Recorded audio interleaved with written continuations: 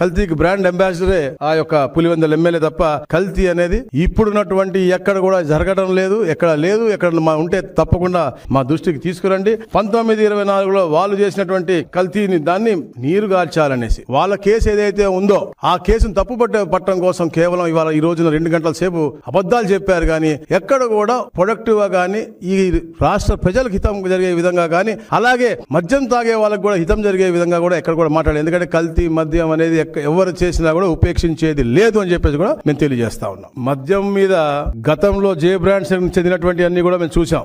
Celebrity అని, green choice అని, రాయలసీమ అని, ఛాంపియన్ అని, ఓల్డ్ టైమర్ అనే బ్రాండ్ లోనే ఉన్నాయి. దాన్ని మేము చెక్కింగ్ కి పంపిస్తే డీప్ కెమికల్ అనాలిసిస్ చేయించగా దాంట్లో మనకి వాల్కనిన్ అనే అత్యంత ప్రమాదకరమైనటువంటి రసాయనాలు ఉన్నాయని తెలిసినాయి. ఇలాంటి అన్ని ద్వారానే ఈ గుండెపోటు, రక్తపోటు, వాంతులు, కడుపు నొప్పి అన్ని కూడా వస్తాయి. అలాంటి అన్ని కూడా వచ్చినందుకే ఆ 30,000 మంది చనిపోయారు, 30 లక్షల మంది హాస్పిటలైజ్ అయ్యారని చెప్పేసి నివేదిక కూడా మేము చూపించాం మీకు. ఇవన్నీ నేను చెప్తుంది ప్రూఫ్ తో, ఎక్కడ కూడా కాదు. ఇలాంటివే ఇక్కడ చేసినటువంటి సక్సెస్ఫుల్ గా ఇక్కడ గవర్నమెంట్ లో ఉన్నారు కాబట్టి వాళ్ళ యొక్క యంత్రాంగం వాడుకుని సక్సెస్ఫుల్ గా చేశారని చెప్పేసి వెళ్ళి ఆఫ్రికాలో పెట్టినటువంటి పరిస్థితి. కానీ అక్కడ తరిమేశారు వీళ్ళ సహోదరులని, బ్రదర్స్ అందరినీ కూడా. అలాంటిదే చెప్పా కదా, అబద్ధాలు పునాలు తిప్పుతున్నటువంటి పార్టీ.